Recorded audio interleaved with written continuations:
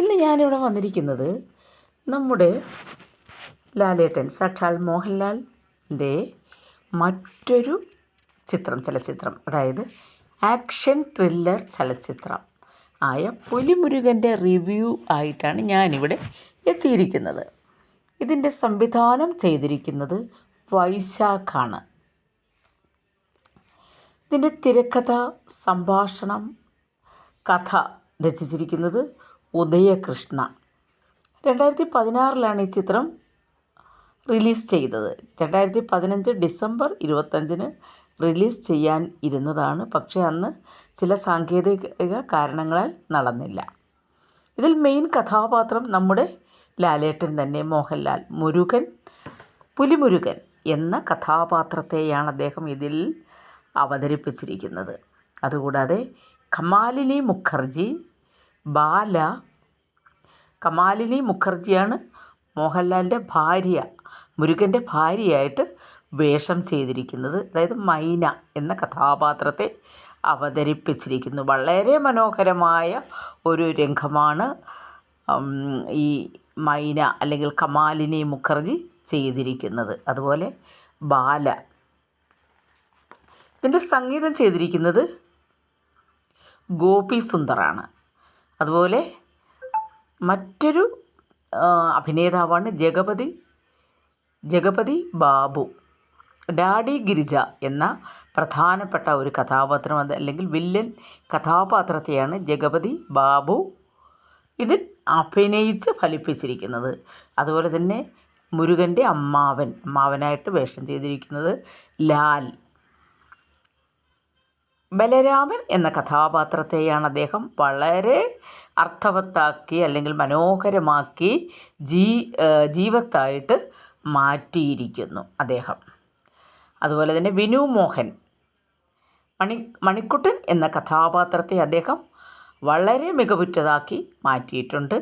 അതായത് മുരുകൻ്റെ അനുജനായി വേഷം ചെയ്തിരിക്കുന്നു. സുരാജ് വെഞ്ഞാറമൂട്, നോബി മാർക്കോസ്, നന്ദു എന്നീ താരങ്ങൾ ഇതിൽ അണിനിരക്കുന്നു. അതുപോലെ തന്നെ മറ്റൊരു പ്രധാന കഥാപാത്രമാണ് MR ഗോപകുമാർ. നമുക്കെല്ലാം പ്രിയങ്കരനായ ഒരു താരം MR ഗോപകുമാർ മൂപ്പനായിട്ടാണ് വേഷം ചെയ്തിരിക്കുന്നത്. കടുത്ത എന്ന വേഷം, മൂപ്പൻ കടുത്ത എന്നാണ് പറയുന്നത്. MR ഗോപകുമാർ വളരെ മികച്ച ഒരു വേഷം തന്നെയാണ് അദ്ദേഹം ഇവിടെ ചെയ്തിരിക്കുന്നത്. അതുപോലെ തന്നെ ഇതിലെ ഗാനങ്ങൾ വളരെ മികച്ചതായിരുന്നു. കാടണിയും കാൽച്ചിലമ്പി, അതിൻ്റെ വരികൾ രചിച്ചിരിക്കുന്നത് റഫീഖ് അഹമ്മദായിരുന്നു. യേശുദാസ്, ചിത്ര എന്നിവരാണ് ഈ ഗാനം ആലപിച്ചിരിക്കുന്നത്. അതുപോലെ തന്നെ ഇതിലൊരു താരാട്ടുപാട്ട് ആലപിച്ചിരിക്കുന്നത് വാണി ജയറാം.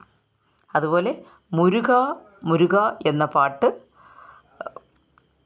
വളരെ ഹിറ്റായിട്ടുള്ള സോങ്ങാണ്. മുരുക. BK ഹരിനാരായണൻ്റെ വരികളാണിത്. ഗോപി സുന്ദറാണ് ആലാപനം.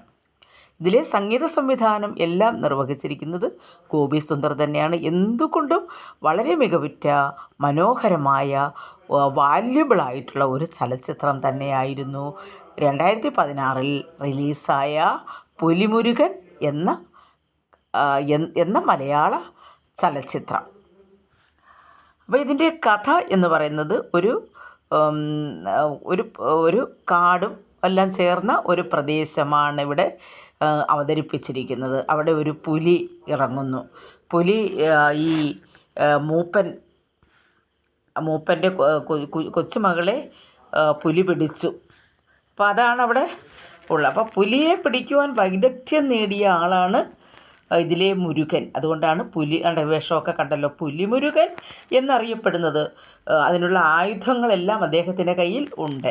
അവിടെ സാധാരണയായിട്ട് പുലി ഇറങ്ങുന്ന ഒരു സ്ഥലമാണ്. അപ്പോൾ ആ പുലിയെ, തൻ്റെ ആയുധങ്ങളൊക്കെ എടുത്ത് പുലിയെ പിടിക്കുകയും, അദ്ദേഹത്തിൻ്റെ തൊഴിൽ തന്നെ അതാണ്.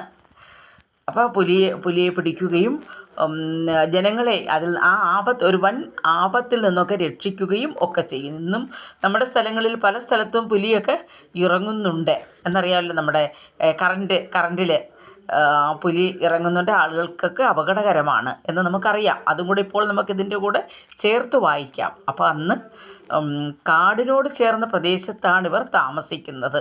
കണ്ടില്ലേ അവരുടെ കുഞ്ഞിനെ, ആ കുഞ്ഞിൻ്റെ കൂടെ കളിച്ചുകൊണ്ടിരുന്ന കുഞ്ഞിനെയാണ് പുലി എടുത്തുകൊണ്ട് പോയത്. ആ പുലിയെ ഇദ്ദേഹം കൊല്ലുന്നു. അപ്പം ഇദ്ദേഹത്തിൻ്റെ അനുജൻ്റെ, അതായത് മുരുകൻ്റെ അനുജൻ്റെ കൂട്ടുകാരനായിട്ട് വേഷം ചെയ്യുന്നത് ബാല, കൂട്ടുകാരൻ്റെ വീട്ടിലേക്ക് ഇവരെ ക്ഷണിച്ചു കൊണ്ടുപോകുന്നു. അവിടെ വെച്ച് കൂട്ടുകാരൻ്റെ വീട്ടിലെ ആളാണ് ഡാഡി ഗിരിജ ഇദ്ദേഹത്തെ കൊണ്ട് വളരെയധികം മയക്കുമരുന്നൊക്കെ വിൽക്കുന്നതിനുള്ള തന്ത്രങ്ങളൊക്കെ മെനയുകയും അദ്ദേഹത്തെ കൊണ്ട് ഇങ്ങനെ നിയമവിരുദ്ധമായ പ്രവർത്തനങ്ങളിലൊക്കെ ഏർപ്പെടുകയുമൊക്കെ ചെയ്യുന്നു. ഇതാണ് കഥയുടെ ഗതി. അപ്പം അതെല്ലാം ഇദ്ദേഹം മുരുകൻ പോലും അറിയാതെ ആണ്, മുരുകൻ അറിയത്തില്ല, മുരുകനെ ഒരു വെട്ടിൽ വീഴ്ചിട്ടാണ് ഇങ്ങനെയുള്ള പ്രവർത്തനങ്ങളെല്ലാം തന്നെ ചെയ്യുന്നത്. അങ്ങനെ സംഭവബഹുലമായ ഒരു കഥയായിരുന്നു പുലിമുരുകൻ. വളരെ രസകരമാണ്. തിയേറ്ററിലെ കാഴ്ചക്കാർ കയ്യടിയോടുകൂടിയാണ്. ബോക്സ് ഓഫീസ് ഹിറ്റ് ചിത്രമാണ്. വളരെയധികം ലാഭം നേടിത്തന്ന ഒരു ചിത്രം തന്നെയായിരുന്നു പുലിമുരുകൻ. വളരെ രസകരമാണ് ഇതിൻ്റെ ഓരോ രംഗങ്ങളും കാനന പശ്ചാത്തലവും ഒക്കെ വളരെ മനോഹരമായി ചിത്രീകരിച്ചിരിക്കുന്നു. അങ്ങനെയുള്ള എല്ലാം കൊണ്ടും ഇതിൻ്റെ ഛായാഗ്രഹണം എല്ലാം മികച്ചത് തന്നെയായിരുന്നു. ഈ ചിത്രം എന്നെന്നും ഓർക്കുന്നതും കാണികൾക്ക് വളരെ ഉത്സാഹം തരുന്നതുമായ ഒരു ചിത്രം തന്നെയായിരുന്നു പുലിമുരുകൻ എന്നതിൽ യാതൊരു സംശയവുമില്ല. നിസ്സംശയം നമുക്ക് പറയുവാൻ സാധിക്കും. അങ്ങനെ ഡാഡി ഗിരിജ ഇദ്ദേഹത്തെ കൊണ്ട് പല കുറ്റകൃത്യങ്ങളും ചെയ്യിപ്പിക്കുന്നു. അവസാനം അദ്ദേഹം തൻ്റെ ഊരിലേക്ക് വരുന്നു. അവിടെ ഡാഡി ഗിരിജ ഇദ്ദേഹത്തെ തേടി വരികയും അവർ തമ്മിലുള്ള സംഘട്ടനങ്ങളും ഒക്കെ യാണിതിലൂടെ ചിത്രീകരിച്ചിരിക്കുന്നത്. ഒടുവിൽ ഇതെല്ലാം നിർത്തി മുരുകൻ സ്വസ്ഥമായിട്ട് ജീവിക്കുന്നതുമൊക്കെയാണ് നമുക്ക് കാണുവാൻ കഴിയുന്നത്. ഇതാണ് കഥയുടെ ഒരു പരിണാമം. എന്ന് ഒരു നിഷ്കളങ്കനായ ഇദ്ദേഹത്തെ കൊണ്ടുപോയി മയക്കുമരുന്ന് വിൽപ്പനയ്ക്ക് കൊണ്ടുപോകുന്നു, അതൊക്കെ കടത്തി കൊണ്ടുപോകുന്നു. അങ്ങനെ ഒരുപാട് കാര്യങ്ങളൊക്കെ ഇദ്ദേഹം നിയമവിരുദ്ധ പ്രവർത്തനങ്ങളൊക്കെ ഡാഡി ഗിരിജ ഇദ്ദേഹത്തെ കൊണ്ട് ചെയ്യിക്കുന്നു. മനോഹരമായ ചിത്രമാണ്.